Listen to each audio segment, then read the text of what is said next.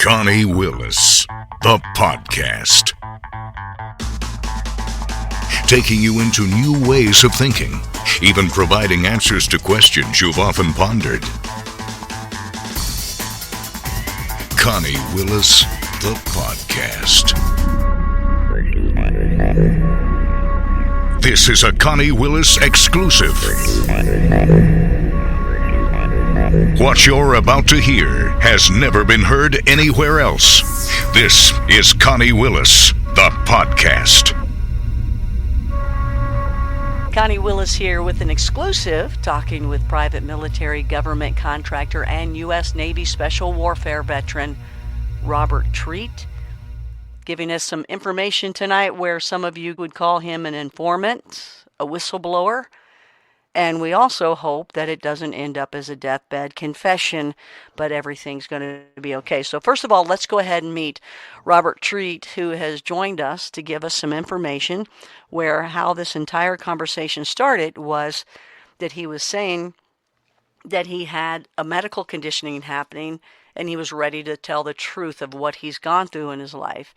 And I picked up on that and said, what do you got?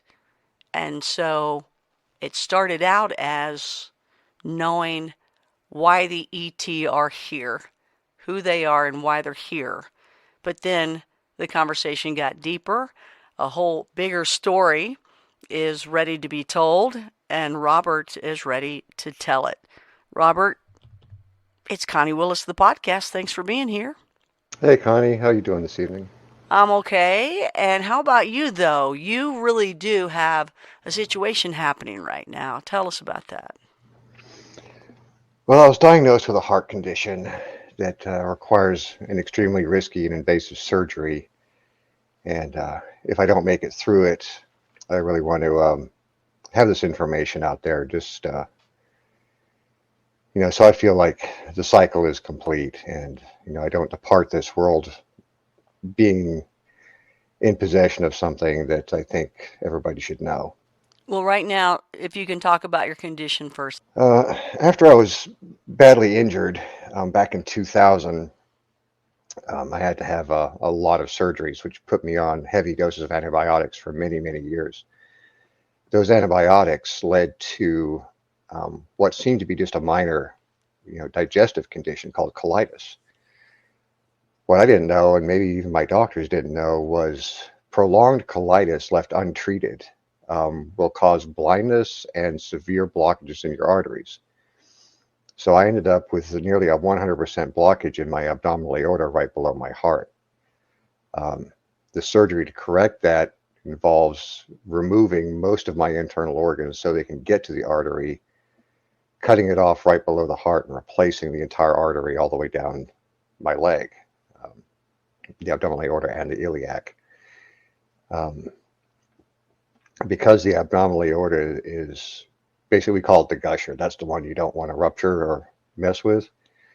There's a high risk of, bleeding, cardiac arrest on the table. And if I don't have the surgery, it's almost a certainty that either the aneurysm that's above it's going to rupture or this back pressure into my heart's going to cause my heart to fail. You are not wanting to go get this taken care of as if right now. You want to get your story out first, don't you? Yes, I feel it's important to get the story out before I go on the table because there's no guarantee I'm going to wake up. You have a pretty good chance there is an actual good chance that you're going to be okay. If I survive the surgery, yes, it's a prolonged recovery, minimum of 3 months, practically 6 months of recovery time. 1 month in intensive care, 1 month of total immobilization, and then 1 to 4 months of physical therapy. But I'll never be the same. I'll never be back to full health. And what do you mean by that? There's always going to be a weak point. Whenever you have a surgery, anything grafted or replaced, it's always going to be weaker in that area. So since you'll be able to walk and talk and. Oh yeah, I'll be able to, walk on a limited basis.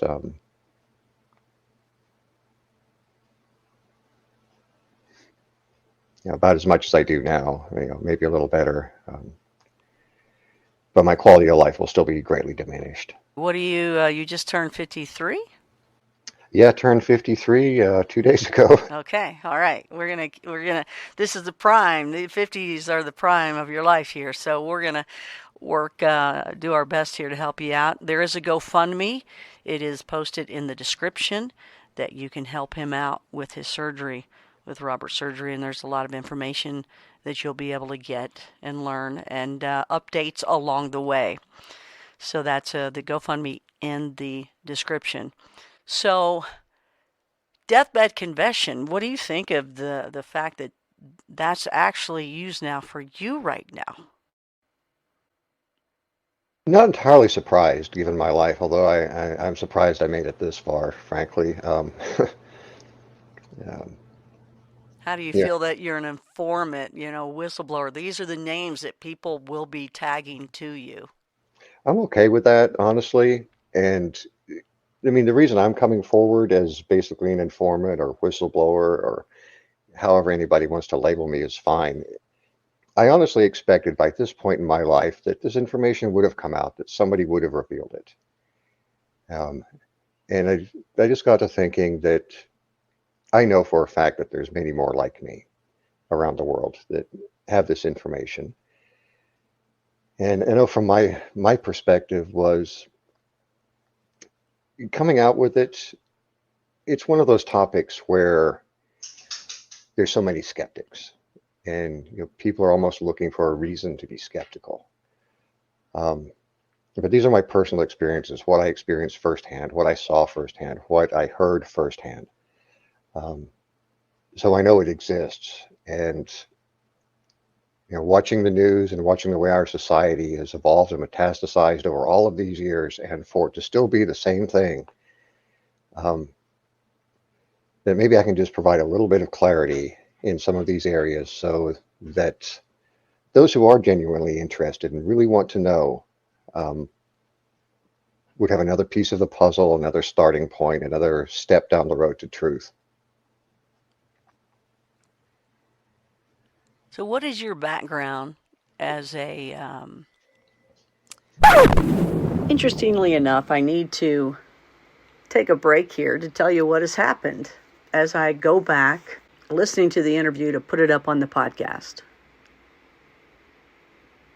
All of a sudden, my sound is gone. There's no reason why that would be the case. Absolutely no reason why that would be the case. So I'm asking him the question, what is your background? And that's where nothing happened after that. But here's the noise that I did hear that has been recorded. Now, the platform is with me. It starts with me. You should hear me.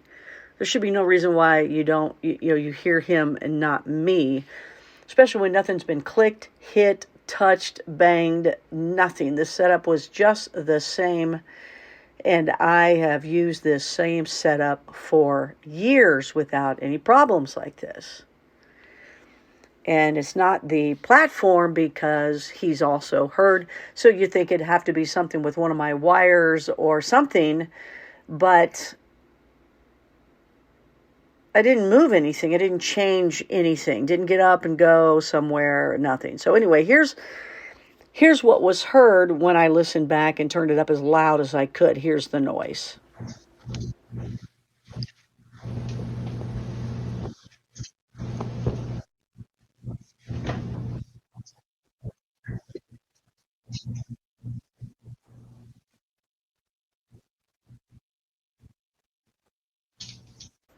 At one point, I hear something strange, and I'm not sure what it is. I believe it's on his side with his animals that he has, his 3 dogs. And so it sounds like we confirmed that. And we worked through fixing his mouthpiece. I'm still here. No, my husky's under the desk banging around. Now, my setup is to where I could hear myself back through the headsets. So I always know if I'm on or not because I can hear myself through the headsets. I do hear myself through the headsets, but my questions are gone. And his answers are there. Is that better? Okay. Is that a little better? I'm trying to keep it a little bit away. Okay. Maybe it's nothing. Maybe some faulty wire did happen somewhere along the way, but I just find it quite strange. Coming back the next day to put the podcast together to present it, and this is what I come across. The entire time of trying to put this together and up for all to hear it has been a challenge. Anyway, let's move on. I'll do my best to remember what the questions were that he gave the answers to. Well, my military career was largely, it seemed to me, uneventful. Although it was unusual path considering my rate, I was initially trained as an operations specialist, which is primarily, radar, combat information center operations, where we're tracking and getting data on surface contacts, air contacts, submerged contacts, and passing that information over to fire control so they can put weapons on the target. However, I ended up taking a class in target motion analysis. We call that a C school. It's a school you go to after your primary rating school, which we call A school. So I went to A school for operations specialist in Dam Neck, Virginia. And then I was assigned to 7th Fleet in Hawaii. And when I got there, the destroyer squadron I was assigned to had an overabundance of operations specialists. So my commanding officer sent me and 2 others to a whole range of C schools, including firefighting schools. So I was a trained firefighter, and I ended up going to target motion analysis school on Fort Island, and then immediately following that into advanced target motion analysis. And what that is we track submarines and get firing solutions on those submarines using passive sonar only. So if you hear, like in the movies on the submarines, you hear the sonar ping, ping, that's an active sonar. And in the movies, they tone it down. When those sonars fire off, it's not a soft little ping. It's a ping, like loud, burst your eardrums loud, especially with the systems we used, which was like a dual sonar array under the ship. But we would use passive listening. And over time of just passive listening to, the screw noise of these Russian attack submarines, we were able to determine its course, its speed, its closest point of approach, and its depth. And with that information, we can program. We had 2 primary underwater weapons. We called them a Basset and a Bulldog. You program in those firing solutions based on that data, so the weapon intercepts the submarine at some point in the future, right? However long the travel time is for it to get there. If you just fire in a straight line, the submarine's moving, you're moving, the weapon's going to miss. Being able to program a firing solution into an advanced torpedo without the enemy knowing that you're tracking them gives you a huge advantage in anti-submarine warfare. And we also deploy helicopters. In my day, we used a LAMPS Mark III, laying down sonobuoy patterns. And as part of that, I also had to be trained as a anti-submarine air controller. Because once we find a target, if it starts to evade, we want to start dropping sonobuoy patterns and trap that thing in there. I went on to be an instructor because I was top of my class in both of those schools, and nobody else wanted a job. And they were like, hey, do you want to instruct over at the TMA attack team trainer on Fort Island? I was like, yeah. So that's what I ended up doing for the majority of my career in the fleet. I believe here is where I said to him, interestingly enough, you're talking to us about being in the Navy when you originally enlisted in the Marine Corps. And this was his answer. Yeah, I did. I originally enlisted in the Marine Corps. I had to leave home at 17 not entirely voluntarily. I came from a very abusive alcoholic background, and me and my father got into it one night when he was beating my mother, and I backed him down with a shotgun. And after you pull a shotgun on your father, you pretty much can't live in the house anymore. Yeah, I couldn't listen to her scream anymore, and I came down the hallway with that shotgun and told him if he ever touched her again, I was going to blow his head off. And that was, get out of my house. What you just heard has never been heard anywhere else. This is Connie Willis, the podcast.